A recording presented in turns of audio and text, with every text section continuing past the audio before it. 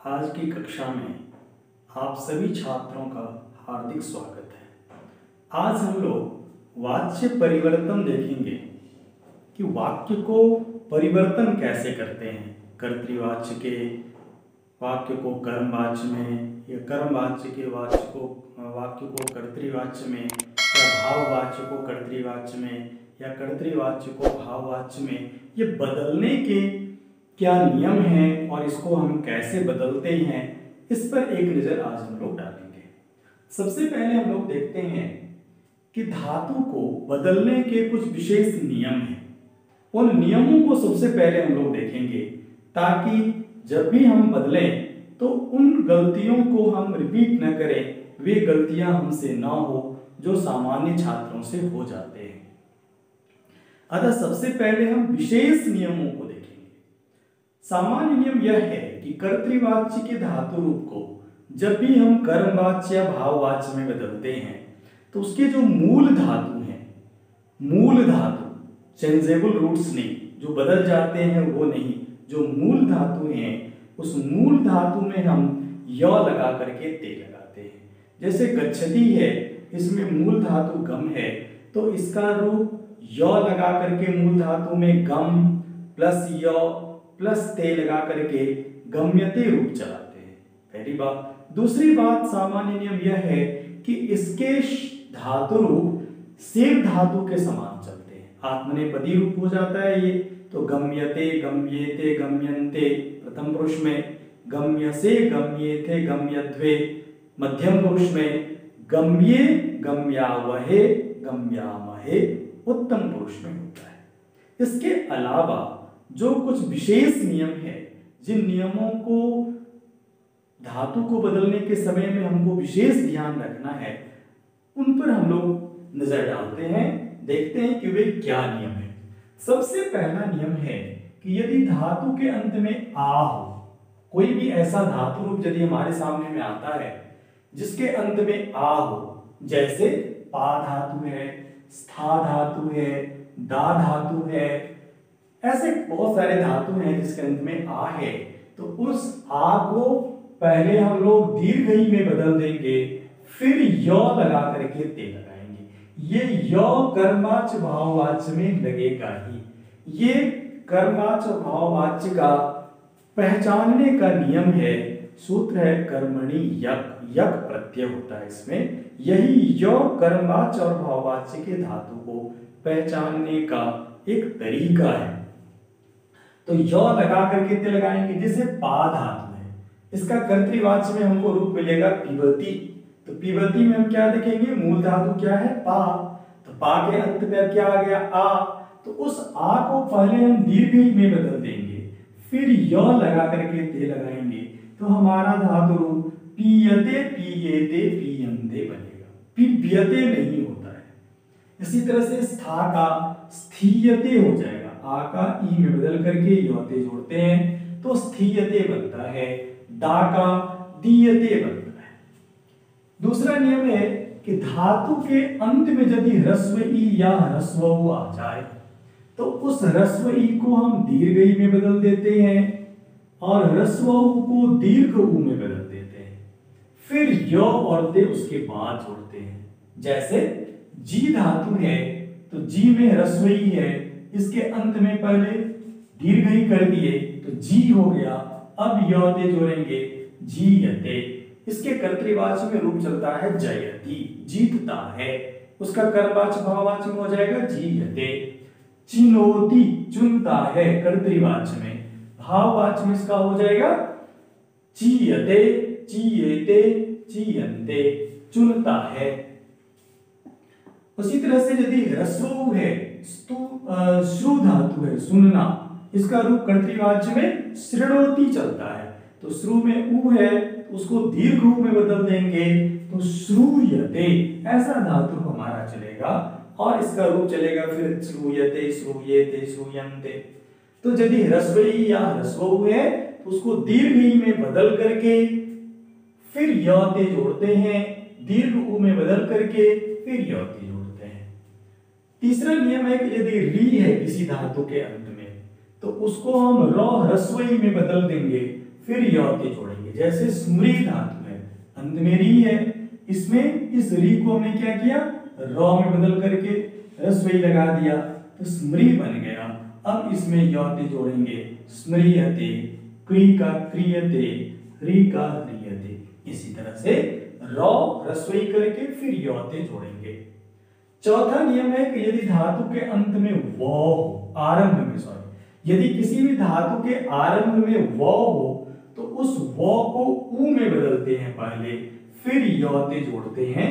जैसे वच धातु में व है, वस में व है, वद में व है, इन सारे व को उ में बदल देंगे तो वच का उच्यते, वस का उष्यते, वद का उद्यते, ऐसा रूप कर्मवाच्य या भाववाच्य में बनेगा। पांचवा नियम है कि यदि धातु के आरंभ में य हो, जैसे यजति, यज धातु है यजति, तो यज का क्या हो जाएगा, इज्यते, य को ई में बदल दिया हमने। छठा नियम है कि यदि धातु में र हो, जैसे प्रच्छ में र है, ग्रह में र है, तो यदि धातु में र हो तो उस र को क्या करेंगे, री में बदल देंगे पहले, री ऋषि वाला री में बदल करके फिर यौते जोड़ेंगे।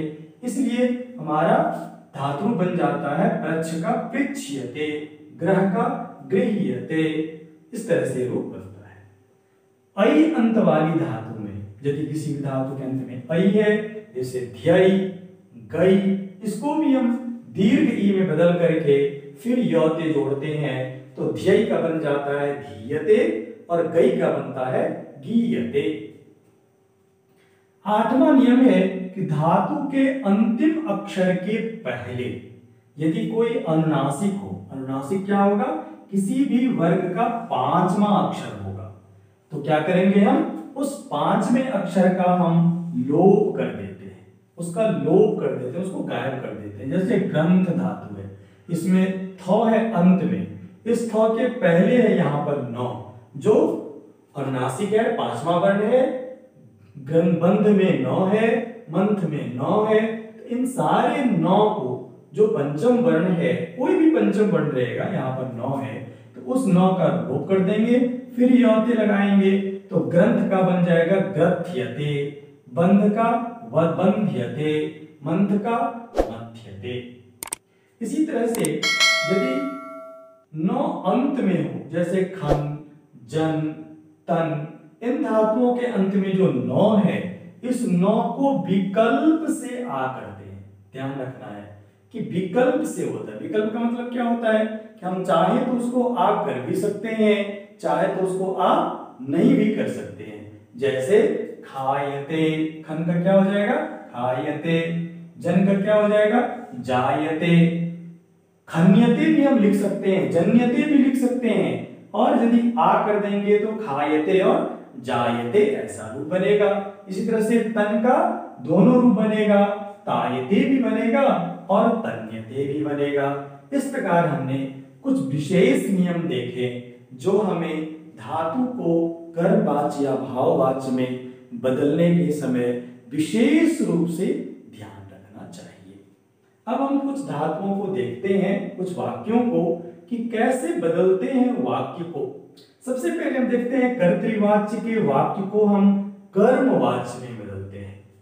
अब ये कर्तृवाच्य में हम ये कैसे समझेंगे, तो कर्तृवाच्य का नियम हम यहाँ पर शॉर्ट में लिख दिए हैं कि कर्तृवाच्य का नियम क्या है, किसके कर्ता में प्रथमा विभक्ति होगी, कर्म में द्वितीया विभक्ति होगी, क्रिया कर्ता के अनुसार होगी। तो ये नियम यहाँ पर लागू होते हैं कि सह प्रथमा विभक्ति है, पशून द्वितीया विभक्ति है, और ये पश्यति सह के अनुसार है, प्रथम पुरुष एक वचन। तो सह पशून पश्यति ये कर्तृवाच्य है, इसको हम कर्मवाच्य में जब बदलेंगे तो क्या करेंगे, ठीक इसके नीचे कर्मवाच्य के नियम है। कर्मवाच्य के प्रथमा में क्या होता है, तृतीया, अर्थात जो प्रथमा में है उसको हम तृतीया में बदल देंगे। अब यहाँ पर सह है तो इसको तृतीया में बदल दिए, तेन, तो प्रथमा जो विभक्ति में है उसको हम तृतीया विभक्ति में बदल दिए। फिर द्वितीया विभक्ति है उसको हम प्रथमा में बदल देंगे। जैसे पशून है, पशुम पशु पशून, साधुन साधु साधून, द्वितीया का बहुवचन। तो इसको प्रथमा का बहुवचन करेंगे तो साधु साधु साधवः, पशु पशु पशवः, तो तेन पशवः। अब ये कर्मवाची है तो ये क्रिया किसके अनुसार होगी, इस कर्म के अनुसार होगी। ये प्रथम पुरुष बहुवचन है तो ये भी प्रथम पुरुष बहुवचन हो गया। इसमें अब देखेंगे कि मूल धातु क्या है, पश्यति में दृश्य है, उसमें यौते लगाएंगे तो हमारा रूप बनेगा दृश्यते, और दृश्यते को चेंज करेंगे पशवा के अनुसार, क्योंकि कर्म के अनुसार क्रिया, ये कर्मवाच्य है तो क्रिया किसके अनुसार, कर्म के अनुसार। तो ये कर्म के अनुसार करने पर ये प्रथम पुरुष बहुवचन हो जाता है, क्योंकि ये कर्म हमारा प्रथम पुरुष बहुवचन है। तो तेन पशवः दृश्यन्ते। इस प्रकार हमने क्या देखा कि यदि प्रथमा विभक्ति है कर्ता में तो उसको तृतीया में बदल देंगे, द्वितीय विभक्ति है तो उसको प्रथमा में बदलेंगे, और क्रिया को क्या करेंगे, मूल धातु में कर्म के अनुसार बदलेंगे, और मूल धातु में हम यौते लगा करके आत्मनेपदी रूप चलाएंगे। तो ये कर्तृवाच्य को कर्मवाच्य में बदलने के नियम है। एक और उदाहरण देखते हैं, त्वम पत्राणि पठसि, तुम पत्रों को पढ़ते हो, बहुत सारे पत्र हैं। अब त्वम प्रथमा विभक्ति है, इसको हमने तृतीय विभक्ति में चेंज किया त्वया। अब ये पत्राणि प्रथमा, यहाँ पर द्वितीय विभक्ति है, इसको हमने प्रथमा विभक्ति में चेंज किया पत्राणि। अब ये नपुंसक लिंग है तो हमको देखने में कोई अंतर मालूम नहीं पड़ रहा है, लेकिन यदि कोई पूछता है कर्तृवाच्य के वाक्य में कर्म में कौन विभक्ति है तो यहाँ पर हम द्वितीय बोलेंगे, और कर्मवाच्य के कर्म में कौन विभक्ति है यहाँ यदि कोई पूछेगा तो हम बताएंगे कि यहाँ पर प्रथमा विभक्ति है। तो ये प्रथमा विभक्ति है यहाँ पर कर्मवाच्य में, और कर्तृवाच्य में द्वितीय विभक्ति होती है। तो नपुंसक लिंग का चूंकि एक ही रूप होता है इसलिए हमको देखने में कोई अंतर मालूम नहीं पड़ता है। तो त्वया पत्राणि, अब पत्राणि बहुवचन है प्रथम पुरुष, तो ये लिख्यन्ते बहुवचन हो गया। यहाँ पर पठसी है तो लिख्यन्ते के बदला में हम यहाँ पर पठ्यन्ते कर देंगे, पठसी का हो जाता है, पठ धातु यदि रहेगा तो पठ्यन्ते, उसको मिटा दीजिए, पठ्यन्ते, पत्राणि पठ्यन्ते। ये पत्राणि चूंकि बहुवचन है इसलिए ये भी बहुवचन हो गया। पठसी है इसलिए हमने पठ्यन्ते किया, अगर लिखसी रहता तो लिख्यन्ते कर सकते थे। ये हमने देखा कर्तृवाच्य से कर्मवाच्य। अब कर्मवाच्य से कर्तृवाच्य देखेंगे। अब ठीक इसका उल्टा करेंगे कि तृतीय विभक्ति लगी हुई रहेगी, उसको हम प्रथमा विभक्ति में चेंज करेंगे। यहाँ प्रथमा विभक्ति रहेगी, इसको हम द्वितीय में चेंज करेंगे, और ये कर्म के अनुसार होगा, यहाँ पर इसको हम कर्ता के अनुसार रखेंगे।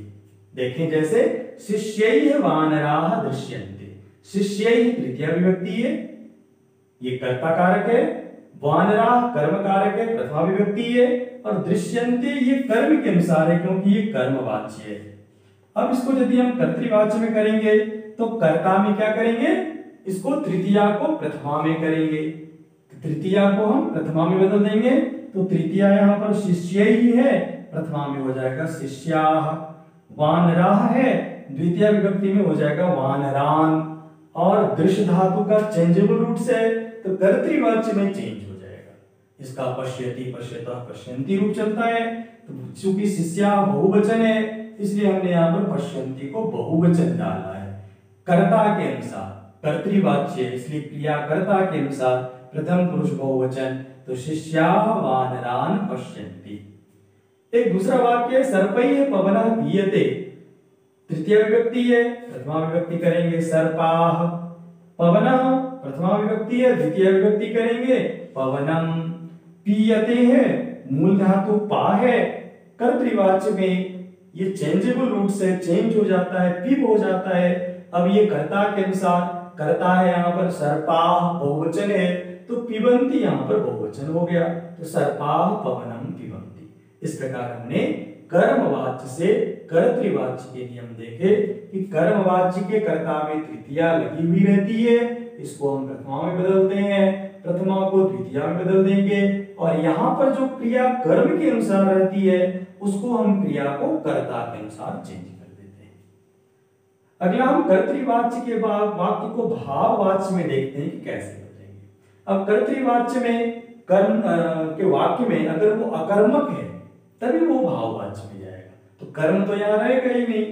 तो अश्वाधावन्ति, अश्वाह प्रथमा व्यक्ति बहुवचन है, तृतीया व्यक्ति का बहुवचन हो जाएगा अश्वैः, और धावन्ति का मूल धातु है धाव, उसमें प्रथम पुरुष एक वचन होता है भाववाच्य में, तो ये हो जाएगा धाव्यते, अश्वैः धाव्यते, ये हो गया अश्वैः धाव्यते। सिंहाः वने गर्जन्ति, सिंहा प्रथमा व्यक्ति है, तृतीया व्यक्ति में सिंहैः, वने अधिकरण कारक है, सप्तमी विभक्ति है, इसको बदलने का कोई जरूरत नहीं है क्योंकि हम कर्ता कर्म और क्रिया तीन ही चीज को बदलते हैं, ये ऐसे ही रह जाएगा। क्योंकि यहाँ पर कर्म है ही नहीं तो ये प्रथम पुरुष एक वचन में आ जाएगा, गर्ज्यते सिंहैः वने गर्ज्यते। अब भाववाच्य से कर्तृवाच्य में देखते हैं, जैसे नरैः भ्रम्यते नराः भ्रमन्ति, ये क्रियाकर्ता के अनुसार है, यहाँ पर ये प्रथम पुरुष एक वचन है। बालकैः उपविश्यते बालकाः उपविशन्ति। इस प्रकार हमने देखा कि कर्तृवाच्य, कर्मवाच्य और भाववाच्य के धातु को कैसे बदलते हैं।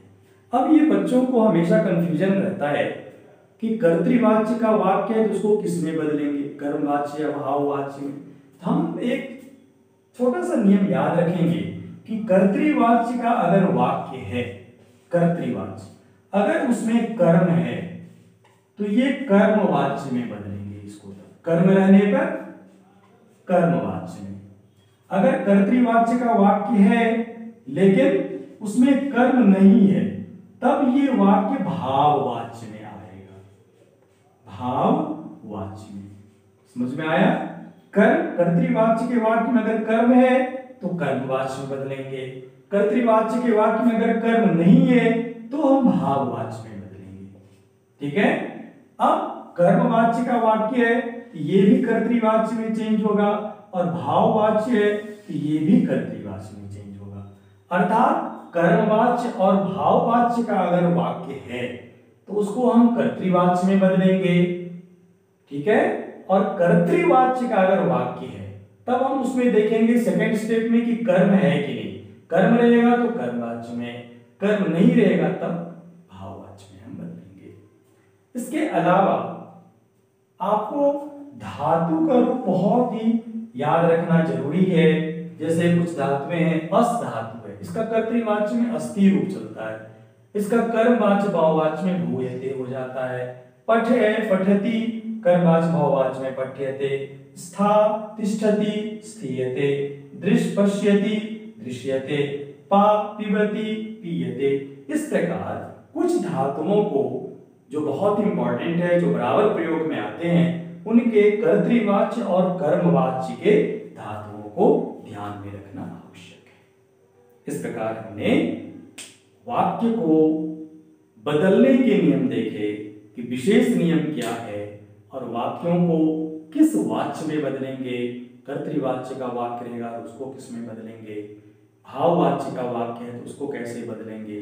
उम्मीद है आपको इस वीडियो का विषय वस्तु अच्छा लगा होगा और आपको समझ में आई होगी। अगर आपको किसी भी प्रकार की समस्या है या आप कुछ पूछना चाहते हैं तो कमेंट बॉक्स में जाकर के कमेंट्स अवश्य करें, आपकी समस्या का समाधान निश्चय ही किया जाएगा। अगर आपको ये वीडियो अच्छा लगे तो आप अपने मित्रों को जरूर शेयर करें और स्वयं भी सब्सक्राइब करें और अन्य इष्ट बंधुओं, परिजनों, मित्रों को भी सब्सक्राइब करने